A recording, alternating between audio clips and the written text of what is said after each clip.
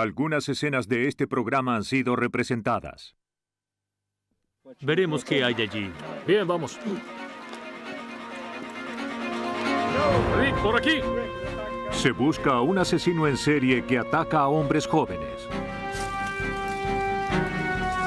Los investigadores tienen un plan para atraparlo, pero ¿caerá en la trampa?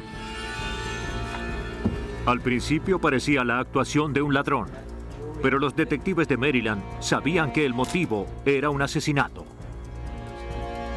Para resolverlo debían establecer qué pistas eran reales. Los parques industriales al oeste de Florida se han vuelto el basurero de los asesinos. ¿Cuántas mujeres más morirían antes de que las autoridades lo atraparan? Para algunas personas matar puede ser fácil, pero actuar impunemente rara vez ocurre. No importa cuánto un asesino trate de ocultar sus crímenes, siempre dejará algo en el lugar de los hechos.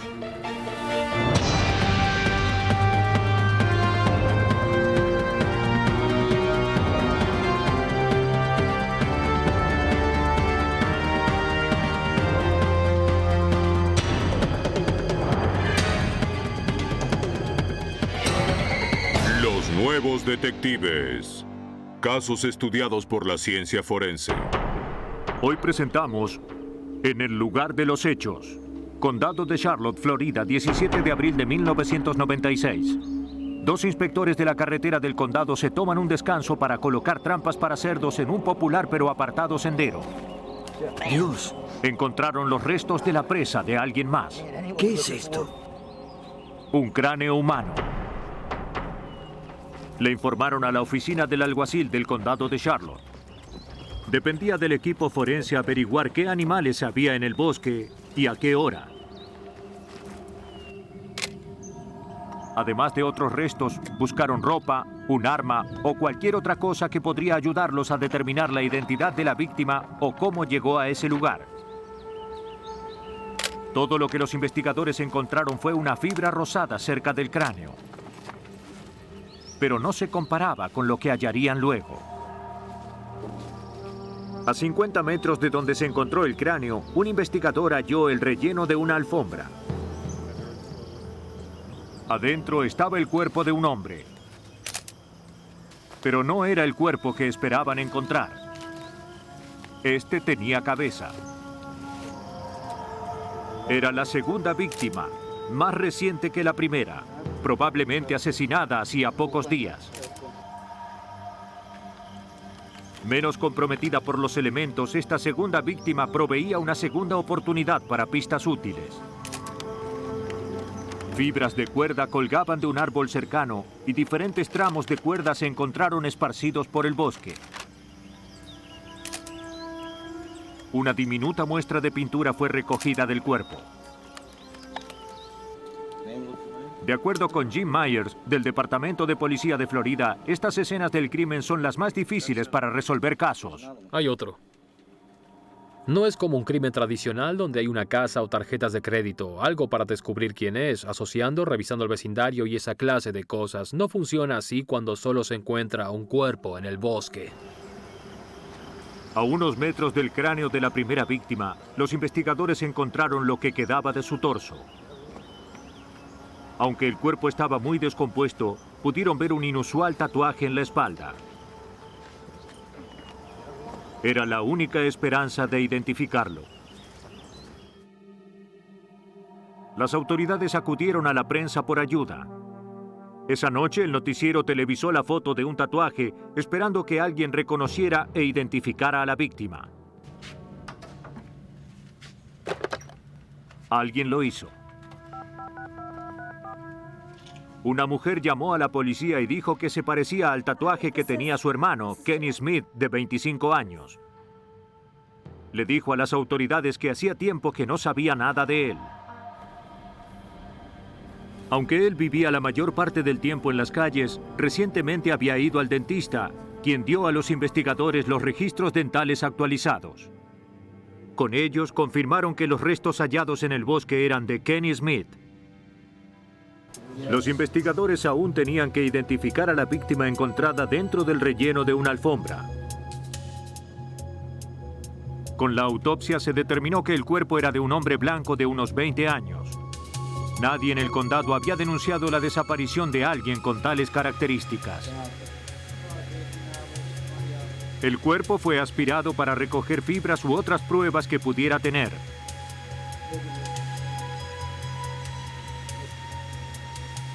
Luego se examinó el cuerpo. Había marcas de ataduras en varios lugares, la mayoría alrededor del cuello y en la región genital. Había sido estrangulado con una cuerda. Luego el asesino le había quitado los genitales con un bisturí o con un cuchillo afilado. Claramente el accionar de una mente perturbada pero metódica.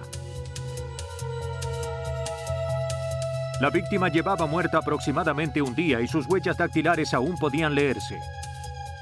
Con ellas se determinó que era Richard Montgomery, de 21 años. Veremos qué hay allí. Bien, vamos. Montgomery y Smith no fueron los únicos jóvenes blancos asesinados en los bosques del sudoeste de Florida.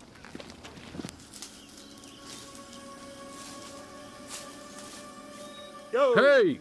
Rick, parece que tenemos algo, ven. Bien, voy en camino. Entre 1994 y 1996, otros 3 cuerpos habían sido encontrados en los bosques de los condados de Charlotte y Sarasota. Parece que estuvo aquí un tiempo. Alguien cazaba desempleados. Y como otras de sus víctimas, no tenía nombre. Debido a que la última de sus víctimas se había encontrado en el sendero de caza de cerdos, la prensa lo llamó el asesino del sendero. Para coordinar esfuerzos entre jurisdicciones, la policía de Florida formó una fuerza especial con el departamento del alguacil del condado de Charlotte y la policía de Northport. El agente especial Jim Myers guió a la fuerza especial. No tenían un minuto que perder. Los misteriosos asesinatos en serie recibieron gran publicidad. Pronto, eso sirvió. Donald Perry, un recluso de una prisión estatal de Florida, había visto las noticias y le dijo a las autoridades que podría haber sido una víctima potencial del asesino. Y estaba en el asiento del acompañante. Perry dijo que un hombre se le acercó en un parque y le ofreció $150 para posar desnudo en el bosque. Le dijo que las fotos incluirían su misión, pero que sería amarrado a un árbol. ¿Y en el bolso? En el bolso había... Serían instantáneas, así no tendría que preocuparse porque se vendieran los negativos. Finalmente llegamos allí. El hombre cuyo nombre era Dan parecía muy amable y Perry necesitaba el dinero, entonces aceptó el trabajo. De camino al bosque, el auto se atascó en el lodo en una zona apartada. Unos transeúntes los ayudaron a salir mientras Perry maniobraba. De acuerdo, vamos. ¡Vamos!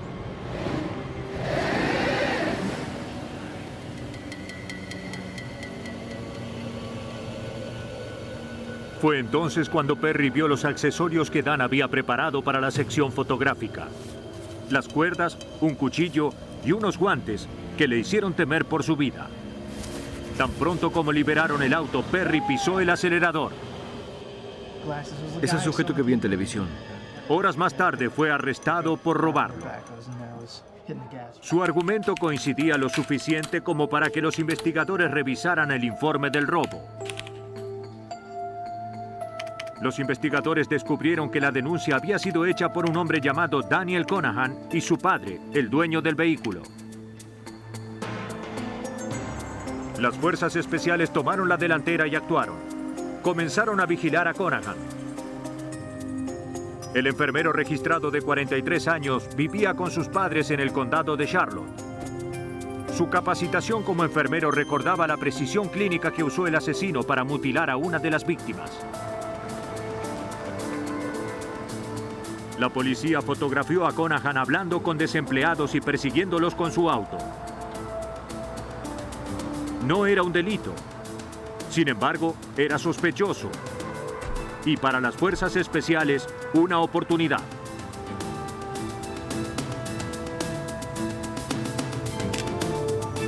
Enviaron un oficial encubierto para actuar de señuelo. Se encontraron varias veces hasta que el señuelo se ganó la confianza de Conahan. El detective llevaba un micrófono para grabar la conversación. Conahan finalmente le pidió al detective que posara para unas fotos en el bosque. ¿Sabía de otros sujetos? Esperando que Conahan dijera más, el detective encubierto lo invitó a ir a su tienda en el bosque que estaba vigilada por el equipo de SWAT, el equipo de armas y tácticas especiales. El detective tenía su misión, recoger pruebas. Pero Conahan no cooperó. Cuando el detective siguió haciéndole preguntas, Conahan perdió interés. Los investigadores solo obtuvieron pruebas circunstanciales y nada para una orden de arresto.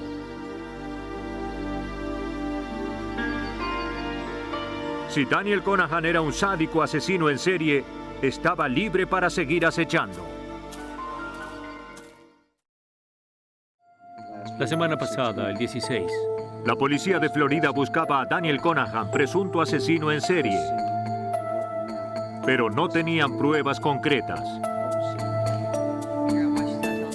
En junio, 2 meses después de que se descubrieran los 2 últimos asesinatos, un oficial de policía de Fort Myers recordó un caso de hacía 3 años. Era similar al incidente reportado recientemente por un interno llamado Donald Perry. Una vez más, el prisionero era quien tenía la clave. Siéntese. Stanley Barden, cumpliendo condena en Ohio, tenía una historia que contar. Dígame lo que le pasó. Se lo diré. Tenía una historia conocida. Fue la otra noche cuando lo encontré. Dijo que había conocido a un hombre afuera de un negocio de hamburguesas en Fort Myers que le ofreció dinero para ser amarrado y fotografiado en el bosque. Dijo que el nombre del sujeto era Dan. Como necesitaba dinero, Barden aceptó. Dan le pidió que se quitara algunas prendas y comenzó a amarrarlo a un árbol con una cuerda que cortó con una pinza. La situación pronto se salió de control. Una vez que Barden estuvo inmovilizado, Dan comenzó a ajustar las cuerdas que rodeaban su cuello. Cuando estaban bien amarradas, Dan lo dejó y nunca regresó.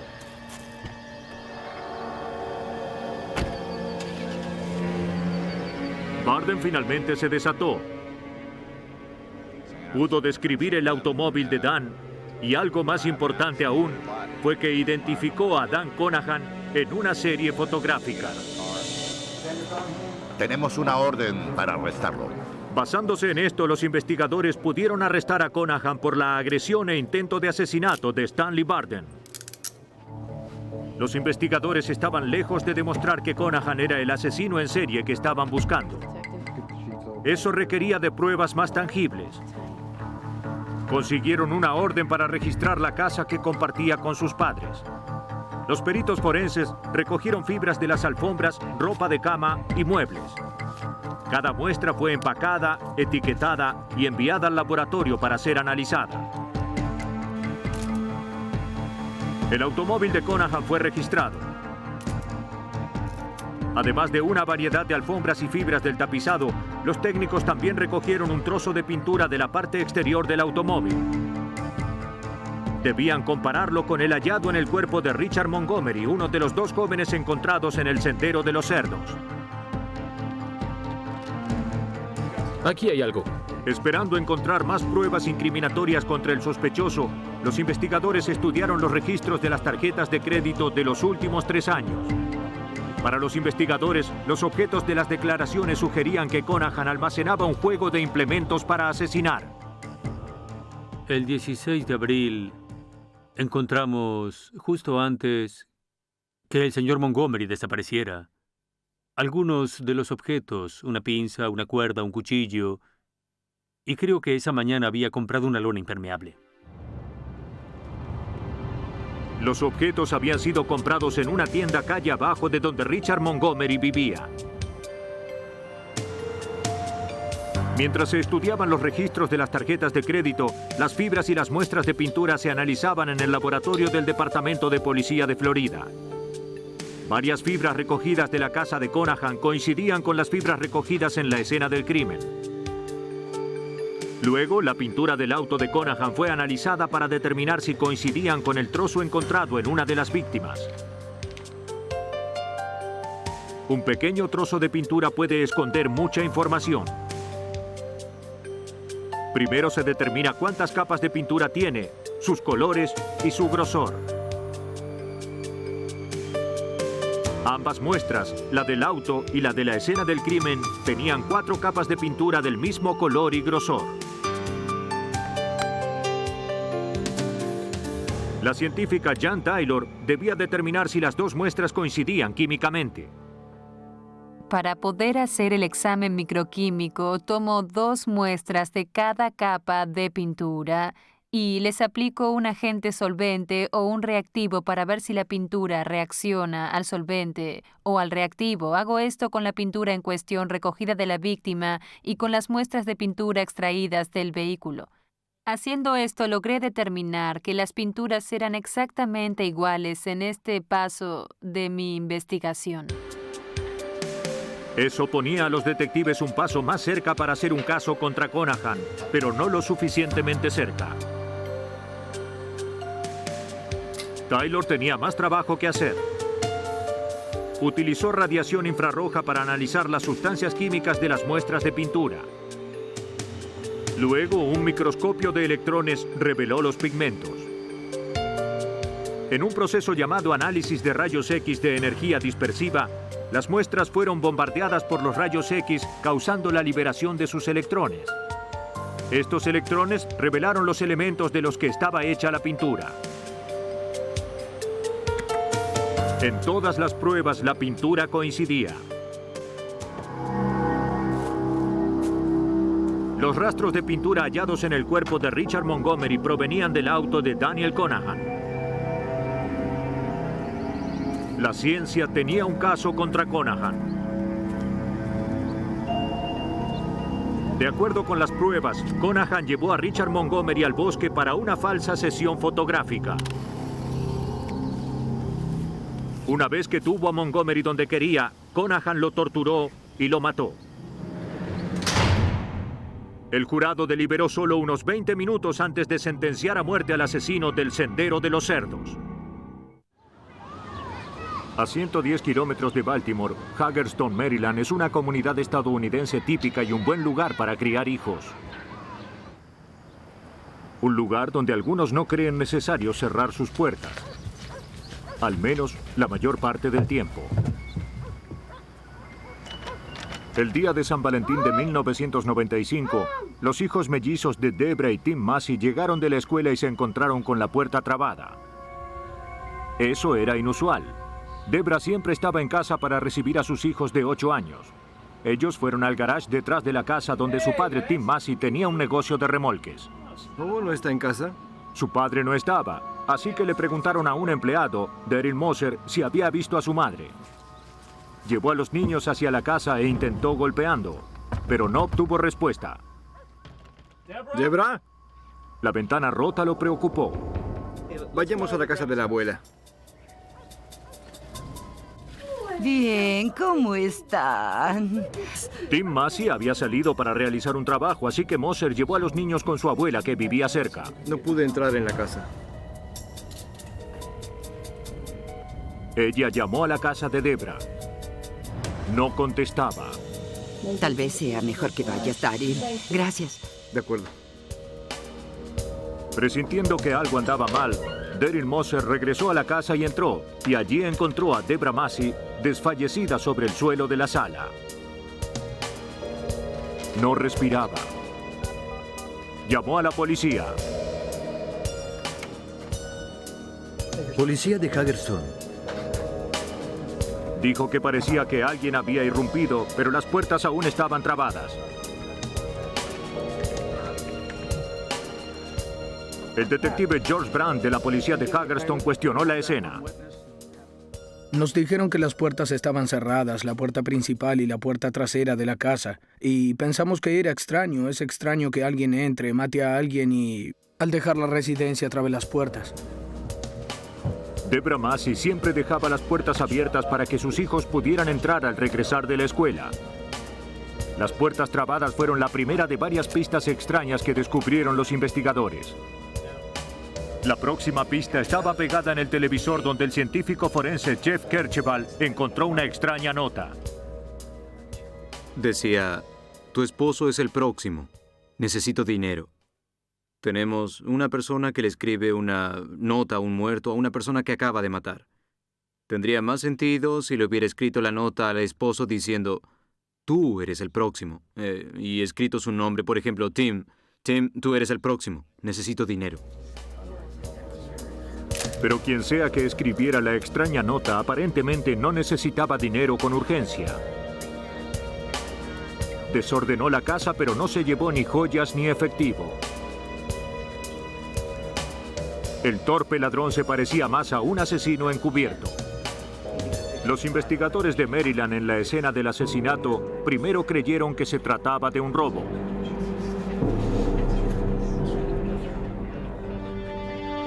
Pero tras inspeccionar bien parecía que nada de valor había sido robado.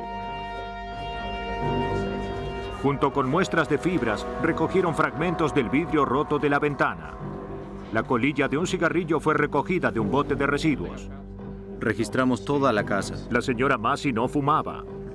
En la casa no había ceniceros, encendedores, cerillos o cigarrillos. Envíalo. Los investigadores creyeron que el asesino debió haber dejado la colilla del cigarrillo. Ya lo tenemos. ¿Eres tú? Debra Massey, quien había decidido divorciarse de su esposo Tim, vivía en la casa con los mellizos. En todo aspecto, Debra era una madre devota, siempre presente en la vida de sus hijos. Aunque Tim Massey se había mudado a un apartamento, aún operaba el servicio de remolques del patio trasero de la casa. ¿Tiene algún informe para darme? Mientras se investigaba la escena del crimen, los detectives repasaron la declaración de Daryl Moser. Moser aseguró que Tim Massey llegó a trabajar alrededor de las 10:30 de la mañana, se quedó 10 minutos y luego se marchó. Alrededor de las 11:45 de la mañana, Massey regresó. Moser lo vio caminando hacia la casa. Moser dijo que Massey regresó a los pocos minutos. Hablaron un poco y luego Massey se marchó. Moser luego se fue a almorzar. Este dijo que no había visto a Debra. Una investigación en la propiedad determinó que la única manera de ingresar por la puerta trasera era pasando por el garage. Moser dijo que no vio pasar a nadie excepto a Tim Massey. Pero Massey no se quedó mucho tiempo. Sí, eso haré. Seguiré buscando más datos. Al revisar la declaración de Moser, se estableció su paradero durante ese día y se lo desestimó como sospechoso. Lo que haya pasado en la casa de Massey ocurrió cuando Moser estaba almorzando. Por aquí, hay una caja de herramientas. En el lugar por donde entró el asesino, los investigadores encontraron una caja de herramientas. Adentro había un martillo con astillas de vidrio, probablemente utilizado para romper la ventana. Mientras los investigadores continuaban en la casa, llegó Tim Massey. Dijo que su madre lo llamó cuando Daryl Moser llevó a los niños y le dijo que habían robado la casa. Mi madre llamó y me dijo que estaba pasando algo. La policía le informó del asesinato de su esposa y lo llevó a la estación de policía para interrogarlo. ¿Estás seguro? No es posible. ¿Seguro que es ella?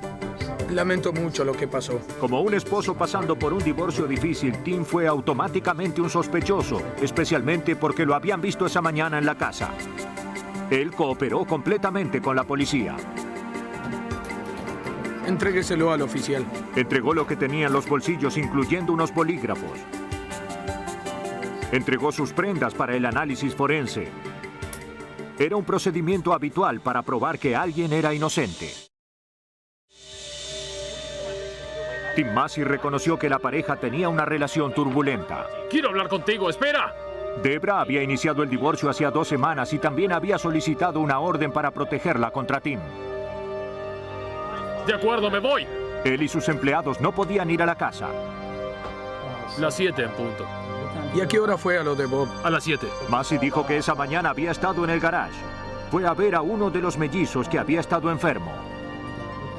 Señor Massey, ¿puede decirme dónde estaba? Le dijo a la policía que Debra lo había recibido en el pórtico. La casa de Bob. ¿Y a qué hora llegó allí? Massey insistió que hacía semanas que no entraba en la casa. Después de dejar la casa, fue a una de las playas de estacionamiento de la policía, hacia donde remolcaba los vehículos. ¿Qué hay? A la 1 en punto, Massey llamó a la policía para informar que alguien había robado las 4 ruedas de uno de los autos. Sí, pero alguien vino y se llevó todas mis cosas. El oficial lo encontró allí a la 1:18. No me cree, ¿no? Estuvieron hasta la 1:50 cuando ambos fueron a la estación de policía. Massey conocía a los policías porque había remolcado autos para ellos. Dijo que quería ir a la estación para saludar. Los investigadores debían considerar que Debra Massey había sido asesinada al azar por un desconocido. Salieron a las calles para ver si alguien podía informarles de algo sospechoso. Bien, gracias. A pesar de sus esfuerzos, la policía no consiguió nada. Nadie tenía información útil para compartir. Nadie había visto nada sospechoso. Mientras la policía investigaba en el vecindario, Debra Massey fue sometida a una autopsia. Los forenses determinaron que había sido asesinada entre las 11:15 de la mañana y la 1:15 de la tarde. Por las marcas en su garganta era claro que había sido estrangulada manualmente hasta morir. Estrangulación. Eso es lo que creo. El médico forense Jeff Kercheval notó algo significante en las marcas. Ya había investigado otros 2 casos involucrando estrangulación manual en los pasados 6 meses, y en todos estos casos había pequeñas abrasiones en forma de una luna creciente sobre la superficie del cuello y el rostro, donde el individuo utilizó las manos para estrangularlos. En este caso, con Debbie Massey, ninguna de esas marcas estaban presentes, y en la sala de interrogatorios con el señor Massey noté que se mordía las uñas, y en verdad las tenía bastante cortas. 11:15, 11:30.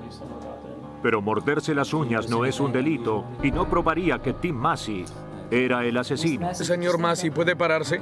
Los investigadores buscaron cada manera posible para desestimarlo como sospechoso. Pero Tim Massey no podía dar cuenta de todos sus movimientos durante el tiempo en que había ocurrido el asesinato. Sintieron que había muchas preguntas sin responder con relación a Tim Massey. Esperaban hallar respuestas en su apartamento. Les aseguro que nada tengo que ver en esto.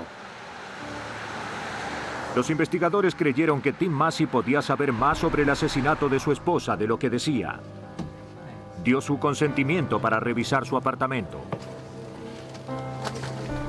En un cesto, los investigadores hallaron un pantalón. En los dobladillos hallaron fragmentos de vidrio. Esto era la primera prueba incriminatoria contra Tim Massey. Cuando llegó a la casa, los oficiales lo mantuvieron a una distancia prudencial para evitar que modificara la escena del crimen. No era probable que hubiera estado en contacto con los vidrios del pórtico. Pero para que los fragmentos en sus pantalones fueran pruebas físicas reales, debían ser analizados. Las fibras y el cristal recogido del pantalón se compararon con las muestras tomadas en la escena del crimen. Coincidían. El laboratorio también analizó la tinta de los bolígrafos que Massey les había dado durante el interrogatorio. Cada vez que un fabricante hace un tipo de tinta distinto, envía una muestra de la misma a servicio secreto. En ese tiempo en particular, en la vecindad había aproximadamente 7,000 tintas diferentes de acuerdo a los registros. La tinta de la nota coincidía con las muestras de las bases de datos, sugiriendo que era de una marca genérica. Las probabilidades de que coincidieran con un bolígrafo específico eran de 7,000 a 1. Sin embargo, uno de los bolígrafos de Tim Massey tenía exactamente las mismas características químicas que la tinta de la nota encontrada en la escena. Otra de las pruebas de culpabilidad de Massey fue el cigarrillo recién fumado en la escena del crimen. Era de los que fumaba Tim Massey, y más precisamente, contenía su ADN. Eso lo ubicó definitivamente en la escena y se descubrió que mentía. No solo Tim Massey había estado allí ese día, también había matado allí. El 20 de septiembre de 1995, Tim Massey fue arrestado por el asesinato de su esposa Debra. Tim, pon las manos sobre el auto. ¿Qué? Tengo una orden de arresto. Por lo que la policía pudo determinar, Massey, quien salía con otra mujer, se dio cuenta de que si se divorciaba de Debra, ella tendría derecho a la mitad de sus bienes, incluyendo el negocio de remolques que había hecho de la nada. Eso implicaba vender el negocio y comenzar de cero. Massey tenía un plan diferente. En algún momento entre el mediodía y la 1 de la tarde, Massey entró en la casa de su esposa a través de la puerta abierta y la estranguló. Luego escribió una nota y simuló un robo.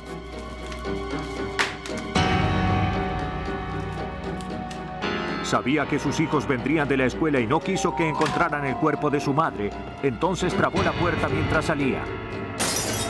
Rompió una ventana para simular un robo. Más puertas cerradas aguardaron por Timothy Massey, quien fue sentenciado por asesinato en segundo grado y sentenciado a 30 años de prisión. El condado de Pinellas es una pequeña península sureña que sobresale del flanco oeste de Florida. Es el lugar de esparcimiento y pesca de la comunidad de Clearwater. También fue el lugar de una serie de espantosos asesinatos. El 20 de octubre de 1995, un cartero descubrió el cuerpo desnudo de una mujer en los alrededores de un parque industrial. La policía llegó a la escena y comenzó a recoger pruebas, pero encontraron muy pocas.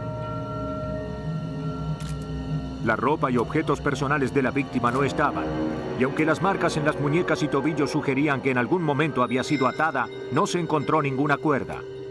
Los hematomas de su cuerpo indicaban que había sido golpeada, pero no había rastros de violación. La falta de pisadas y de vegetación dañada indicaban que había sido asesinada en otra parte y que allí habían escondido su cuerpo. El suelo tenía la huella de un neumático. Los investigadores no garantizaban que fuera del vehículo del asesino, pero la posibilidad no podía ser descartada. Se vertió yeso sobre la huella para hacer un molde y luego analizarlo. En la autopsia, la causa de la muerte se determinó como estrangulación. Pelos de animales se recogieron del cuerpo. También se tomaron unas diminutas fibras sintéticas. Ninguna de estas serviría si no aparecía un sospechoso. Las huellas dactilares de la víctima se analizaron con la base de datos de la policía. Era Wendy Ann Evans, de 42 años, y tenía antecedentes por drogas. ¿Cuánto hace que desapareció su madre? Evans había llegado a Clearwater para vivir allí con su hija. Tenía una mala vida. La hija de la víctima les contó que su madre había pasado tiempos difíciles. Diría que aproximadamente... El padre de la víctima acababa de morir. Ella había tratado de resolver sus problemas con las drogas y creía que su cáncer volvía a aparecer. Supongo. Días antes de su muerte, ella había asistido a una clínica psiquiátrica para que la ayudaran con su depresión. Sí, es 555. Ella quería desesperadamente recomponer su vida, pero su suerte dio un giro fatal para peor. 2 semanas más tarde, cerca de otra zona industrial, otro cuerpo desnudo de una mujer fue hallado. Llamaron 1004. Los investigadores acaban de llegar. Como Wendy Ann Evans, la víctima había sido atada y golpeada, luego abandonada en un lugar apartado. Nuevamente no había signos de violación. Las similitudes entre los dos casos desafiaban a la coincidencia. Ambas fueron halladas en zonas industriales ubicadas a unos 16 kilómetros una de la otra. La última víctima fue identificada por la policía como Peggy Darnell, de 40 años, una prostituta de Clearwater. El sargento Mike Ring trabajó en el caso. No teníamos pruebas físicas de la escena debido a la descomposición del cadáver. No teníamos cabellos, ni fibras, ni pisadas, ni las huellas de un neumático para investigar. Sin embargo, los investigadores sospechaban que la misma persona era responsable de los 2 asesinatos. Y podrían no haber sido las 2 primeras víctimas del asesino. Los registros policiales revelaron una tercera víctima. Hacía 15 meses, una prostituta llamada LaDonna Steller fue hallada asesinada. Excepto por el lapso de tiempo, los detalles eran espantosamente similares. Las 3 mujeres eran blancas. Todas fueron halladas desnudas, sin objetos personales cerca de sus cuerpos. Y la causa de la muerte, al menos en Steller y Evans, era estrangulación manual y golpes físicos. En enero de 1996, 3 meses después de que Wendy Ann Evans fuera asesinada, el cuerpo de Cindy Pugh, de 27 años, fue descubierto detrás de un basurero. Su ubicación estaba a medio camino del lugar donde las otras 2 víctimas fueron encontradas. y como ellas estaba desnuda y había sido estrangulada. Si quedaba alguna duda sobre un asesino en serie, el asesinato de Cindy Pugh la borró.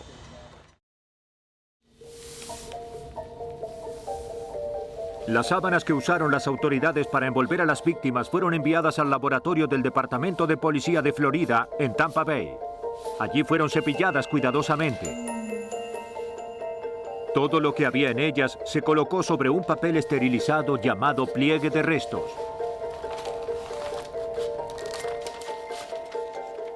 El científico Jerry Cirino buscó rastros de pruebas entre los restos. Entre los restos recogidos del asesinato de Wendy Ann Evans, Cirino descubrió 4 fibras rosadas de una alfombra. Coincidían con las fibras encontradas en Cynthia Pugh. También se hallaron más pelos de animales. Se enviaron para posteriores análisis. El cuerpo de Cynthia Pugh también tenía un pequeño trozo de filtro de cigarrillo. Las pruebas recogidas probaron que las mujeres eran víctimas del mismo asesino, pero no ayudaban a las autoridades a acercarse al asesino. Estaba libre para seguir matando. Los investigadores formaron una fuerza especial para alertar a las potenciales víctimas y para vigilar la zona donde trabajaban las prostitutas. Mientras tanto, en otra repartición del Departamento de Policía de Florida, el analista Oral Woods estudió la huella del neumático levantada en la primera escena del crimen. Buscaba un neumático en particular con un diseño de estrías similares. Cuando hube encontrado un diseño similar en mi manual de neumáticos, pude determinar que era un neumático Firestone Radial modelo ATX. Al revisar con el fabricante, supo que ese neumático se hacía para camionetas, pero se vendían pocos. De hecho, hacía 3 años que no los fabricaban. El fabricante le dio a los investigadores el nombre del distribuidor, quien luego les dijo quién los había comprado. Alguien llamado Terry Howard. Los detectives comenzaron a vigilar la casa de Howard. Ella tenía una camioneta como la que estaban buscando, pero generalmente era conducida por el hombre que vivía con ella. Lo vigilaron por separado y fue finalmente identificado como el instalador de ventanas James Randall. Los investigadores comenzaban a tener algo. Cuando Randall fue identificado, revisamos sus antecedentes, descubrimos todo lo de sus arrestos previos en Massachusetts, el hecho de que había pedidos de captura por haber violado su libertad condicional y su previa historia de haber sido sospechoso de asesinato en Massachusetts. Randall era el modelo de un sospechoso de asesinato, y la investigación determinó que los neumáticos de la camioneta de su novia eran de la misma clase que los de la escena del crimen. Pero los investigadores necesitaban pruebas tangibles. Luego tuvieron suerte. Durante la vigilancia, Randall entró en una tienda de neumáticos y reemplazó 2 de los neumáticos de la camioneta. La policía obtuvo las anteriores del distribuidor, pero no era suficiente. El experto en neumáticos necesitaba las 4 para compararlas con el molde de la escena del crimen. Los investigadores tenían un plan. Primero compraron un nuevo juego de neumáticos para cambiárselos a la camioneta de Randall. Le dijimos al gerente de la tienda de neumáticos que se comunicara con Terry Joe Howard y le dijera que los 2 neumáticos que había colocado en su camioneta estaban defectuosos y que si traía su camioneta, él le daría 4 neumáticos nuevos. Hola, soy Terry Howard. No podría haber llegado más rápido. Ella llegó, cambió los neumáticos y ahora nosotros teníamos los 4 neumáticos. El experto en neumáticos determinó que uno de los mismos en la camioneta de Randall coincidía con la huella dejada en el lugar del asesinato de Wendy Ann Evans. No solo el diseño de fábrica era el mismo, sino que los cortes, el desgaste y los raspones eran iguales. Como una huella digital, estas características son únicas en cada neumático. Eso probó que la camioneta estuvo allí, pero no significaba necesariamente que estuviera allí en el momento del asesinato. Randall podría haber conducido por allí días o solo minutos antes de que ocurriera el crimen. Los investigadores necesitaban evidencias. necesitaban pruebas físicas que lo relacionaran directamente con las víctimas. Pero aún no tenían lo suficiente para conseguir una orden para registrar su casa. Los pelos de animal encontrados en los cuerpos de Wendy Ann Evans y Cynthia Pugh eran pelos de perro. La novia de Randall, Terry Jo Howard, tenía un perro. Los investigadores necesitaban muestras de su piel para compararlas. ¿Pero cómo? Pensamos en usar una sargento mujer y a una de nuestras detectives para simular que se dedicaban a asear perros. Hicieron panfletos para entregar y pegar en los postes del vecindario. Incluyeron un número de teléfono y avisaron que irían de puerta en puerta ofreciendo sus servicios de aseo. Para hacer el truco legal, la policía tuvo que ofrecerles el mismo servicio a todos los del vecindario. Afortunadamente, nadie más solicitó sus servicios. Pasen. Llegaron a la casa de Terry Jo Howard mientras James Randall estaba trabajando. Llevémoslo afuera. Terry Jo las hizo pasar. Lo haremos justo enfrente. De acuerdo, bien, necesita un baño. Las cosas salieron mejor de lo esperado. En el piso había una alfombra color malva, la posible fuente de las fibras halladas en los dos cuerpos. Las oficiales lavaron al perro. Utilizaron toallas esterilizadas para secarlo y juntar muestras. El análisis de los pelos del perro indicó que coincidían con los de las escenas de los crímenes.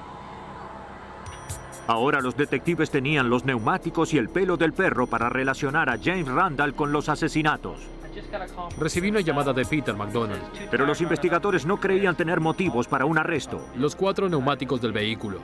Los neumáticos que le dimos... Era hora de colocar la bola en el hoyo. Al dejar Florida, Randall estaba violando su libertad condicional en Massachusetts. Eso va a servir. Bien. Bien. Te llamaré luego. Bien. El 26 de junio de 1996, 8 meses después del primer asesinato, la policía del condado de Pinellas fue a arrestar a Randall para que las autoridades pudieran vigilarlo mientras armaban su caso de homicidio. Pero no fue tan sencillo. Al ver a los policías, Randall escapó. Condujo por el vecindario antes de abandonar su camioneta y continuó a pie. Pudo trepar por una cerca y desaparecer en una densa zona boscosa. Las autoridades organizaron una búsqueda masiva, pero Randall los eludió. Los investigadores confiaban en que intentaría hacer contacto con su novia. Y nos preguntamos si oyó algo o sabe algo. Creo que leí algo, sí. Fueron a la casa de Terry Jo Howard para ver qué tanto sabía de los crímenes. Yo estaba fuera de la ciudad. Era la primera vez que la contactaban directamente. Cuando la policía le informó de los antecedentes criminales de Randall y le dijo que él era un sospechoso, ella colaboró completamente. Rastreamos la zona para ver si había novedades. También lo hizo su perro. Una de las cosas que descubrieron fue que el perro de Jerry Jo Howard siempre tosía y escupía, y cada vez que lo hacía aparecían trozos de papel. Luego descubrimos que a este perro le gustaba comer colillas de cigarrillos del cenicero. Los investigadores recordaron que un pequeño trozo de papel de filtro de un cigarrillo había sido encontrado en el cuerpo de Cynthia Pugh. No lo sé. Terry le dijo a la policía que ella era quien fumaba. Aceptó dar una muestra sanguínea para que su ADN se comparara con el papel encontrado en la escena del crimen. De acuerdo, bien. También le permitió a los investigadores que se llevaran su alfombra para ser analizada. La alfombra fue analizada y resultó que contenía varias clases de fibras. Con la alfombra a su entera disposición, Jerry Cirino pudo obtener un cuadro forense más completo. Comparó la alfombra con las fibras de las víctimas Pugh y Evans. Pude determinar que las fibras podían provenir de esta alfombra en particular. Si no venían de esta alfombra en particular, provenían de una alfombra que tenía las mismas características y con la que seguramente tomaron contacto Cynthia Pugh y Wendy Evans. En el lenguaje del análisis forense de fibras, eso se considera lo más cercano a una coincidencia exacta. Pero fue el ADN lo que concluyó el caso. se relacionó el trozo de papel hallado en Cynthia Pugh con los cigarrillos de la casa de Jerry Joe Howard y el sospechoso James Randall. Randall regresó a la casa 4 días después de haber huido. Pero cuando vio a los detectives, volvió a escapar. ¡Quédese allí! Pero esta vez no lo logró. ¡Quédese allí! ¡Quieto! Los investigadores creen que mientras Terry Joe Howard estaba fuera de la ciudad, él recogía prostitutas, las llevaba a su casa y luego las mataba.